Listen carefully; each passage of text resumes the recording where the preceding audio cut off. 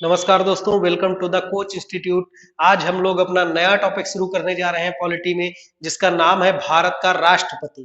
ठीक, भारत का राष्ट्रपति क्या होता है, क्यों होता है, कैसे बनता है और कब तक बना रहता है अपने पद पर, उसकी शक्तियां क्या क्या है, इन्हीं सबसे प्रश्न पूछा जाता है। आप पॉलिटी का सेगमेंट उठाकर किसी भी एग्जाम में देख लीजिए, यदि वहां पर प्रश्न बना होगा तो एक प्रश्न हो सकता है उसके इतिहास से, एक प्रश्न हो सकता है प्रस्तावना से, एक प्रश्न हो सकता है मूल अधिकार से बना हो, अन्यथा लगभग सारे के सारे प्रश्न आपके भाग 5 से बनते हैं। और भाग 5 में क्या है, संघ।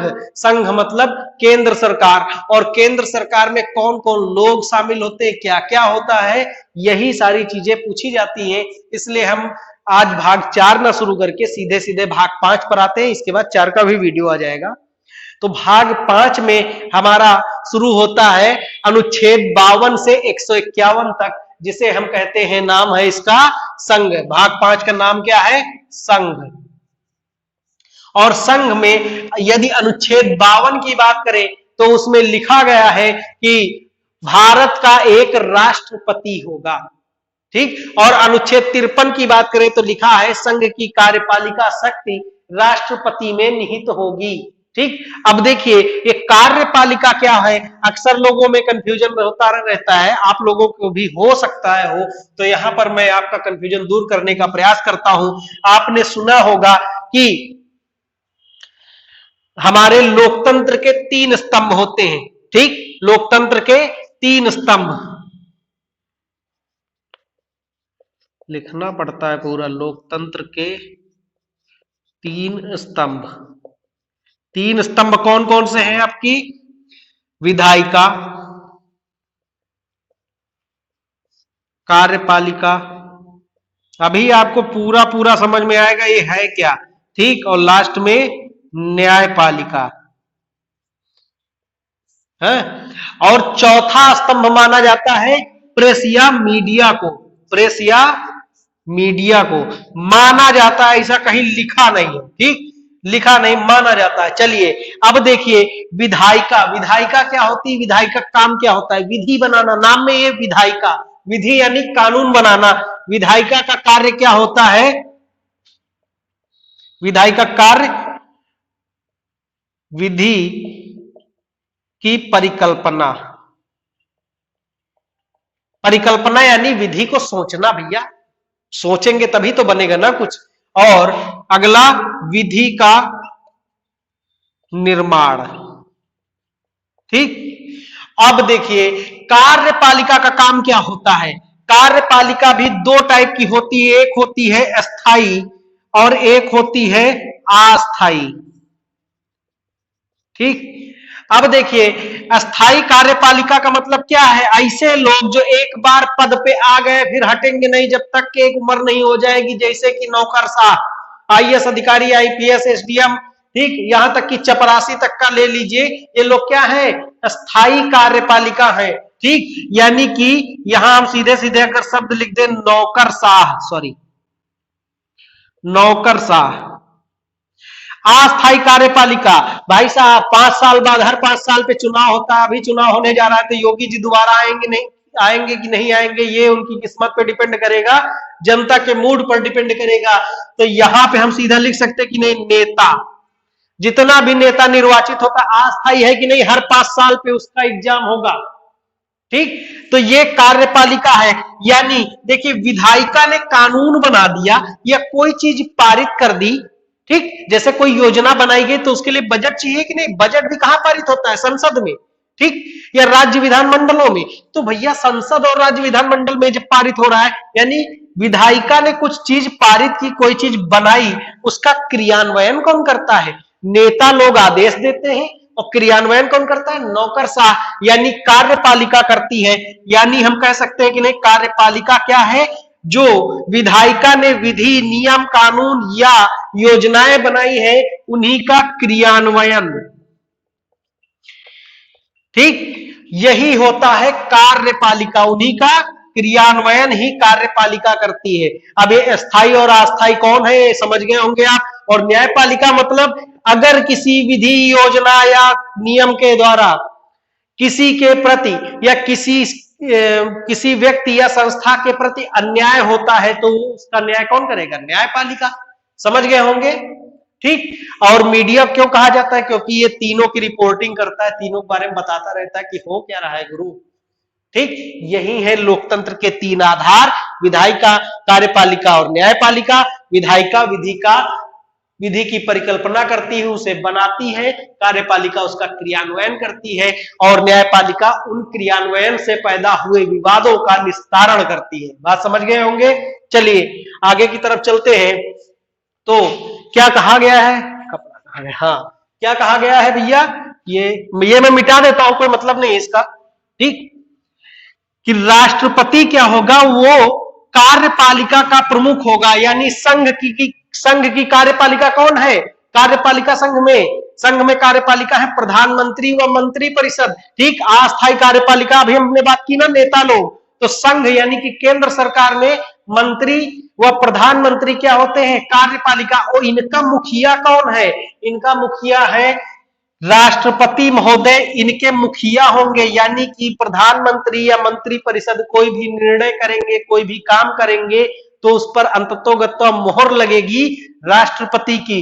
अब यहां पर मैंने दो शब्द लिख दिए हैं, यहां से प्रश्न पूछा जा सकता है कि राष्ट्रपति क्या है? नामिक कार्यपालिका है प्रधानमंत्री, वास्तविक कार्यपालिका आप समझ रहे होंगे थोड़ा सा कि आदेश कौन करता है? प्रधानमंत्री, ठीक। और नामिक मतलब नाम कौन किसका लगता है? राष्ट्रपति का, ठीक। यानी इस देश में कोई भी काम यदि देश के स्तर पर केंद्र सरकार करेगी, चाहे वह देश के अंदर करे या देश के बाहर करे, वो किसके नाम से काम किया जाएगा? राष्ट्रपति के नाम से। और करेगा कौन? प्रधानमंत्री व मंत्री परिषद, ठीक। क्योंकि आगे चलकर हम अनुच्छेद 78 पढ़ेंगे, अनुच्छेद 75 पढ़ेंगे, तो वहां पर लिखा होगा कि राष्ट्रपति की सहायता हेतु एक मंत्री परिषद होगी जिसकी सलाह पर ही राष्ट्रपति काम करेगा। ये ही शब्द ना पूरा का पूरा राष्ट्रपति का खेला बिगाड़ देता है, ठीक। अब देखते हैं आगे की तरफ चलते हैं। निर्वाचन, ठीक। निर्वाचन अनुच्छेद 54-55 रट्टा नहीं मारेंगे, याद करने की जरूरत नहीं है अनुच्छेद को, ठीक। पदावधि अनुच्छेद याद करने की जरूरत नहीं है, योग्यता अनुच्छेद याद करने की जरूरत नहीं है, शपथ अनुच्छेद याद करने की जरूरत नहीं। अनुच्छेद क्या याद करेंगे? अनुच्छेद 52 के अनुसार राष्ट्रपति भारत का एक राष्ट्रपति होगा। 53 के अनुसार भारत के राष्ट्रपति के भारत की संघ की कार्यपालिका की सारी शक्तियां राष्ट्रपति में निहित होंगी, यानी केंद्र सरकार द्वारा किया जाने वाला कोई भी काम राष्ट्रपति के नाम से किया जाएगा। आगे बढ़िए। शक्तियां, अब यहीं से प्रश्न बनता है। प्रश्न सारे के सारे राष्ट्रपति की पावर से बनते हैं, शक्तियों से बनते हैं। और आखिरी में महाभियोग, इसका अनुच्छेद रट्टा मार लेंगे, अनुच्छेद 61 महाभियोग, ठीक। पद रिक्तता, राष्ट्रपति अपने पद से कब मुक्त हो जाता है? किसी भी पद को पढ़ने के यही 5-6 तरीके होते हैं। क्या सोचिए, पहले वो किस अनुच्छेद में है, ठीक। फिर उसके वो निर्वाचन कैसे होता है, उसकी योग्यता क्या है, वो शपथ कैसे लेगा, उसकी पदावधि क्या है, वो अपने पद से मुक्त कब होगा, उसकी पावर्स कौन सी है। इतना कर लीजिए, हर पद की काम खत्म, फिनिश, ठीक। आप लोग उल्टा पढ़ते रहते हैं, ये धराधर रटे हैं वन लाइनर, कब्बो कुछ होना होगा। कल्याण करना है तो ऐसे पढ़िए। चलिए आगे की तरफ बढ़ते हैं। अब हम करेंगे राष्ट्रपति का निर्वाचन कैसे होता है, एक एक पॉइंट को उठाते जाएंगे। और नेक्स्ट, चूंकि इस लेक्चर में तो नहीं हो पाएगा, मुझे पक्का यकीन है लंबा हो जाएगा ये लेक्चर, तो निर्वाचन से लेकर पद रिक्तता तक मामला कर लेते हैं। फिर शक्तियों का राष्ट्रपति की शक्तियों का लेक्चर नेक्स्ट टॉपिक में बना दूंगा, ठीक है, या नेक्स्ट वीडियो में बना दूंगा। चलिए चलते हैं राष्ट्रपति का निर्वाचन। आइए अब हम लोग करने जा रहे हैं राष्ट्रपति का निर्वाचन। यहां से आईएएस ने भी कई बार प्रश्न पूछे हैं, पीसीएस भी पूछता है और वनडे एग्जाम भी पूछता है, इसलिए लगातार हमारे साथ बने रहिए। चलिए देखिए, राष्ट्रपति का चुनाव कैसे होता है? अप्रत्यक्ष, यानी जनता सीधे राष्ट्रपति को वोट नहीं देती है, जनता कुछ लोगों को चुनती है, फिर वो लोग राष्ट्रपति को चुनते हैं। बात खत्म, अप्रत्यक्ष समझ गए। दूसरा पद्धति क्या होती है? आनुपातिक प्रतिनिधित्व पद्धति के अनुसार एकल संक्रमणी मत द्वारा, इस सेंटेंस को या तो रट लीजिए, ठीक, और संक्रमणीय मत क्या होता है थोड़ा सा जान लेते हैं तो आपका काम बन जाएगा। हालांकि वनडे एग्जाम वालों को जानने की भी जरूरत नहीं है, ठीक, लेकिन देखिए क्या होता है। मान लीजिए ए, बी और सी, ये तीन लोग चुनाव खड़े हुए भाई साहब, ठीक, और तीन लोग चुनाव खड़े हुए तो क्या होगा, जो बैलेट पेपर मिलता है ना, बैलेट पेपर, वहां पर इस तरीके का कुछ बैलेट पेपर मिलता है, ठीक, और फिर बैलेट पेपर में आप मोहर नहीं लगाते हैं। बैलेट पेपर में यहां जैसे मान लीजिए आपका पसंदीदा उम्मीदवार है, ज्यादातर उम्मीदवार किसके पक्ष में है, बी के पक्ष में मान लीजिए, तो बी के आगे लिख देंगे एक, फिर क्या है एक, फिर अपना वोट, आपको वोट तीनों लोगों को देना है लेकिन क्रमबद्ध रूप से, फिर एक के सामने लिख देंगे, सॉरी बी के सामने लिख दिए यहां एक, एक के सामने दो और सी के सामने तीन, आपका वोट पूरा हो गया, ठीक, वोट पड़ गया राष्ट्रपति का। अब देखिए जब वोट गिना जाएगा तो देखा जाएगा कि यहां पर देखिए कोटा क्या है, डाले गए कुल मतों की संख्या बटे 2, ठीक यानी मान लेते हैं 100, सॉरी 100 वोट पड़े और बटे 2 प्लस 1 है, ठीक, यानी कि कितना वोट चाहिए, बराबर 51, यानी 51% वोट तो चाहिए, 50% प्लस 1 वोट तो चाहिए ही चाहिए।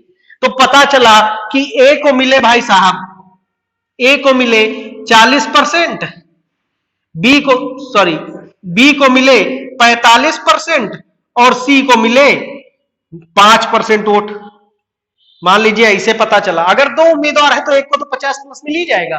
यहां 3 की बात मैं कर रहा हूं इसलिए संक्रमणीय मत को समझा रहा हूं, ठीक। ऐसे में क्या होगा, जिसको वोट मिला सबसे कम यानी सी का वोट, अब इनका वोट सबको बढ़ जाएगा। कैसे, देखिए जैसे भाई जो कोई जिसका पसंदीदा उम्मीदवार सी रहा होगा, ठीक, रुकिएगा, जिसका पसंदीदा उम्मीदवार सी रहा होगा तो उसने सी के आगे 1 लिखा होगा कि नहीं लिखा होगा, और मान लेते हैं दूसरे नंबर पे बी उम्मीदवार पसंद था तो बी के आगे 2 और ए के आगे 3 लिखा, ठीक। अब क्या होगा, सी के सामने जो सी का जो वोट होगा ना वो दोनों लोगों को बांट दिया जाएगा, ए और बी, और सी को चुनाव से बाहर कर दिया जाएगा, और सी के वोट में देखा जाएगा कि दूसरी वरीयता किसको मिली है। यदि बी को मिली है तो सी का वोट दे दिया जाएगा बी को, ठीक। अगर ए को मिली है, मान लीजिए एक वोट, एक और बना देता हूं जल्दी आसानी समझ में आएगा, ए बी सी, मान लेते हैं सी के आगे 1 है, अब ए को दे देता है तो 2 और बी को देता है 3, ठीक। मान लीजिए 2 वोट है, एक है, दोनों वोट सी को मिला है, ठीक, एक में वरीयता बी की है दूसरे नंबर पे और एक में दूसरे नंबर की वरीयता ए को दी गई है, तो एक वोट दे दिया जाएगा ए को जो जिसके पास दूसरी वरीयता, और ये वाला वोट दे दिया जाएगा बी को। इसी को कहते हैं बच्चा संक्रमण, ठीक, मतों का संक्रमण। और ये कब प्रक्रिया होगी, जब 1-2 से ज्यादा उम्मीदवार होंगे तभी ये प्रक्रिया हो पाएगी, अन्यथा अगर 2 ही लोग खड़े हैं तो ये प्रक्रिया नहीं हो पाएगी, ठीक है। आइए समझ गए होंगे तो मैं इसे मिटाता हूं, ठीक। अब देखिए, सॉरी, निर्वाचन चलिए करते हैं आगे। अब राष्ट्रपति को वोट कौन देगा ये भी जानिए। तो राष्ट्रपति को वोट देता है जो निर्वाचक मंडल होता है, उसमें कौन कौन लोग शामिल होते हैं, संसद, सब जगह निर्वाचित सदस्य होंगे, रट्टा मारेंगे, ठीक सॉरी, संसद के निर्वाचित सदस्य। अब संसद में कौन कौन से लोग आते हैं, कौन कौन सी संस्थाएं हैं, लोकसभा और राज्यसभा। तो संसद के निर्वाचित सदस्य, राज्य विधानसभाओं के निर्वाचित सदस्य, देखिए विधानमंडल मैंने नहीं कहा, विधान परिषद मैंने नहीं कहा, क्या कहा, विधानसभा कहा, रट्टा मारेंगे, क्योंकि भारत में 6 राज्य ऐसे हैं जहां पर विधान परिषदें भी हैं। कौन कौन से हैं, उत्तर प्रदेश, कर्नाटक, तेलंगाना और आंध्र प्रदेश, ठीक, महाराष्ट्र और बिहार, इतने हैं, ठीक। आंध्र प्रदेश, महाराष्ट्र और बिहार, उत्तर प्रदेश, कर्नाटक व तेलंगाना, इतने यानी 6 राज्य जहां पर विधान परिषदें भी हैं। और ऊपर से ममता दीदी भी चढ़ी जा रहे हैं, हमको भी विधान परिषद बनवा दीजिए, बताएंगे आगे कौन घोटाला करता है, ये विधानसभा में कौन घोटाला चलता है। ठीक, चलिए देखिए, संसद के निर्वाचित सदस्य, फिर राज्य विधानसभाओं के निर्वाचित सदस्य, फिर दिल्ली व पुडुचेरी विधानसभाओं के निर्वाचित सदस्य। आपके जो केंद्र शासित प्रदेश है उसमें सॉरी, आपके जो केंद्र शासित प्रदेश है उसमें अभी तक 2 राज्यों में विधानसभाएं थी, दिल्ली और पुडुचेरी। अब तीसरा केंद्र शासित प्रदेश जिसके पास अपनी विधानसभाओं की बन गई है, जम्मू और कश्मीर। याद है आप लोगों को? चलिए, तो अभी उसे, हालांकि जम्मू कश्मीर पुनर्गठन अधिनियम में ही शायद उसे शामिल कर लिया जाए, उसके लिए कोई संविधान संशोधन ना करना पड़े, उसको शायद ऐसे ही शामिल कर लिया जाए, तो वो अभी नहीं पढ़ते हैं। तो आप ये याद रखेंगे 70वां संविधान संशोधन। ठीक है, आगे चलते हैं। निर्वाचक मंडल के ये चीजें, निर्वाचक मंडल से क्वेश्चन लगातार पूछा जाता है, इसमें बार बार डाल देगा संसद के सभी सदस्य, काट देंगे ना निर्वाचित सदस्य, क्योंकि लोकसभा में 2 एंग्लो इंडियन एवं राज्यसभा में 12 सदस्यों का नामांकन राष्ट्रपति करेगा। ठीक, नॉमिनेट होंगे, वो निर्वाचन नहीं होता उनका, इसलिए बार बार यहां डालेगा संसद के सभी सदस्य। आप काटेंगे संसद के केवल निर्वाचित सदस्य, यानी जो जनता से डायरेक्ट निर्वाचित होके आए उन्हीं वही लोग वोट डालेंगे।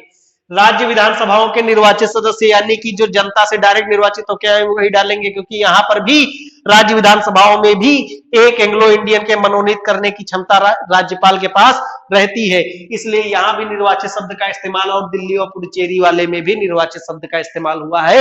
रट्टा मारेंगे। आइए, कोटा तय करना, तो हमने कोटा को आपको बता ही दिया। ये पोर्शन आपका राष्ट्रपति का निर्वाचन समाप्त होता है। अब हम करेंगे राष्ट्रपति पद की योग्यता। चलिए आगे चलते हैं, देखते हैं राष्ट्रपति के निर्वाचन संबंधी विवाद, योग्यता, शपथ व पदावधि संबंधित कौन कौन से प्रश्न बनेंगे।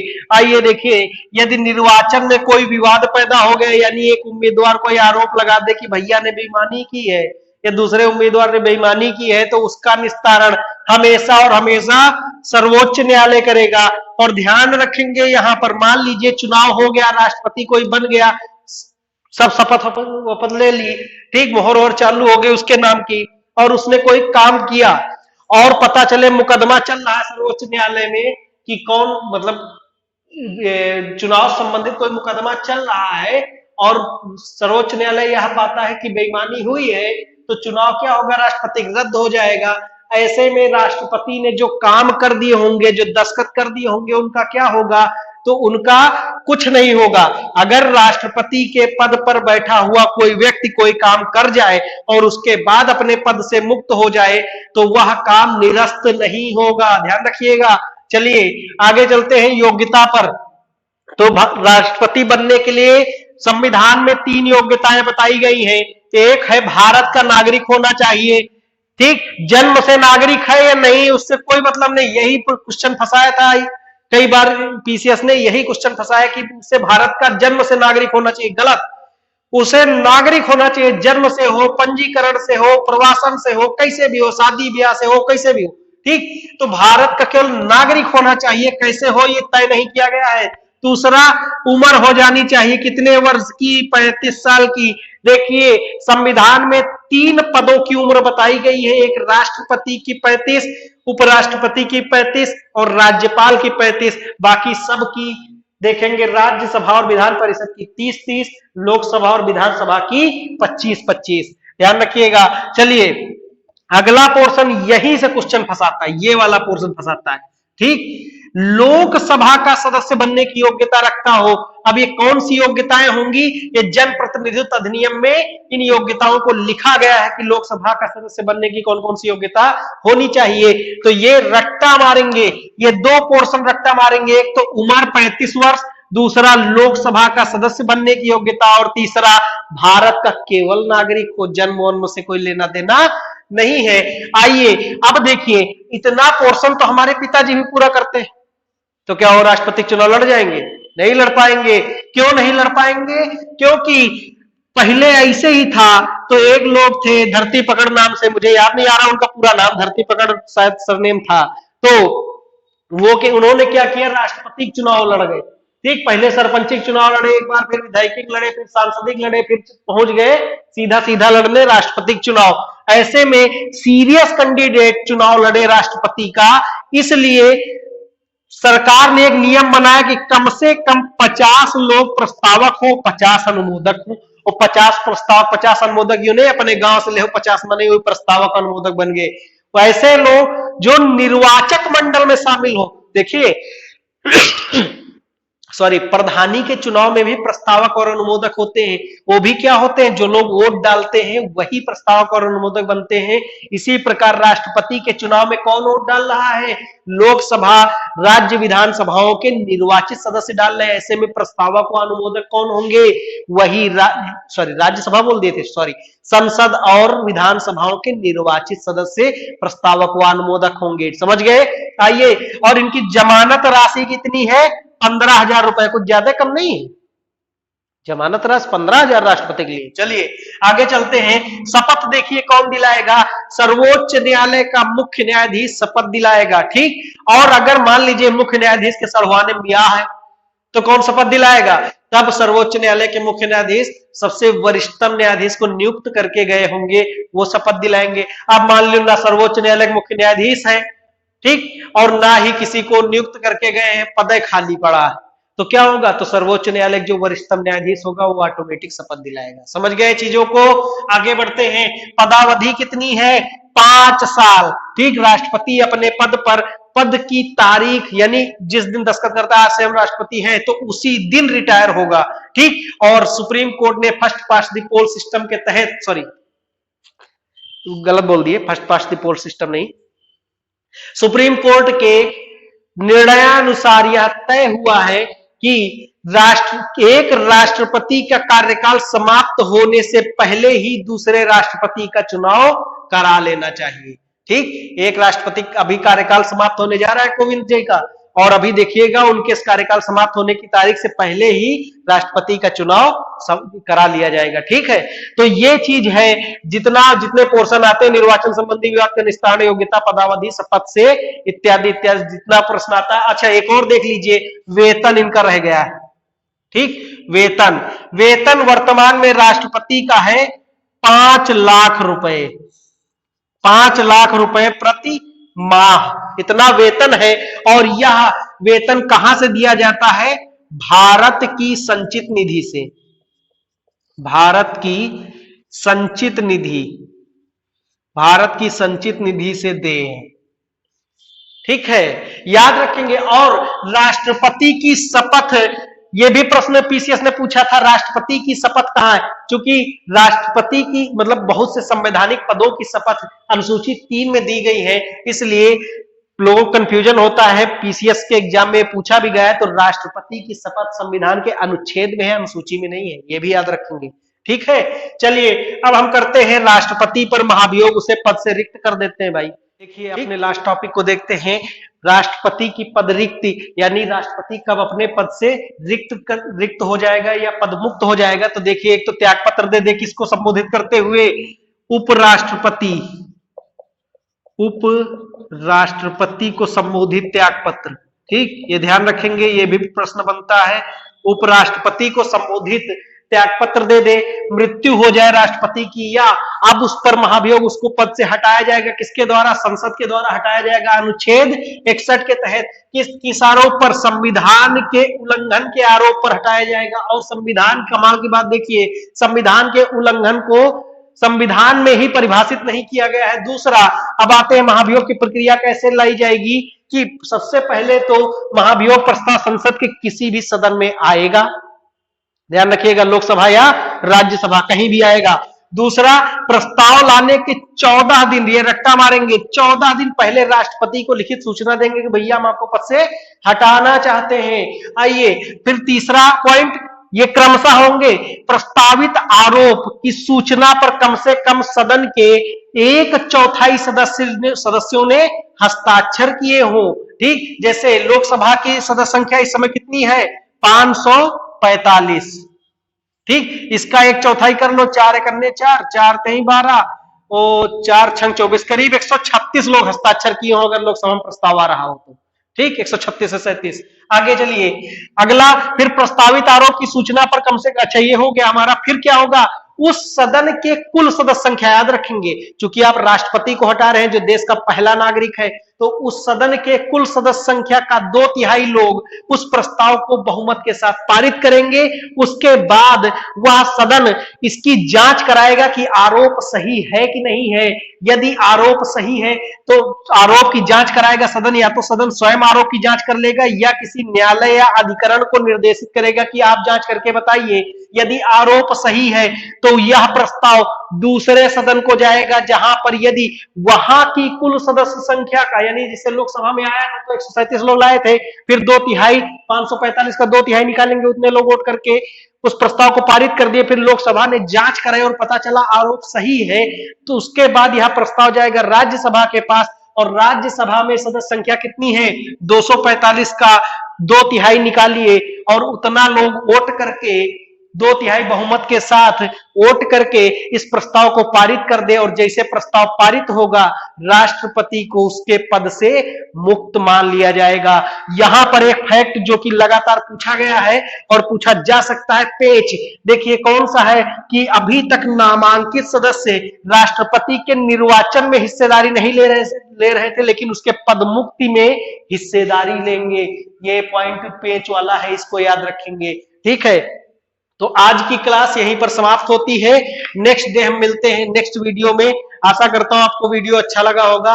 अगर अच्छा लग रहा है तो इस वीडियो को लाइक करिए, शेयर कीजिए, चैनल को सब्सक्राइब करिए और हमारे साथ बने रहिए। लगातार हम आप लोगों के समक्ष ये वीडियोस ला रहे हैं और गारंटी है आपको आपका सिलेबस इसी प्रकार से समाप्त कर दिया जाएगा। वन लाइनर पढ़ना बंद कीजिए अगर आपको ठीक से सिलेक्शन चाहिए और हर एग्जाम में क्वालिफाई होना है तो।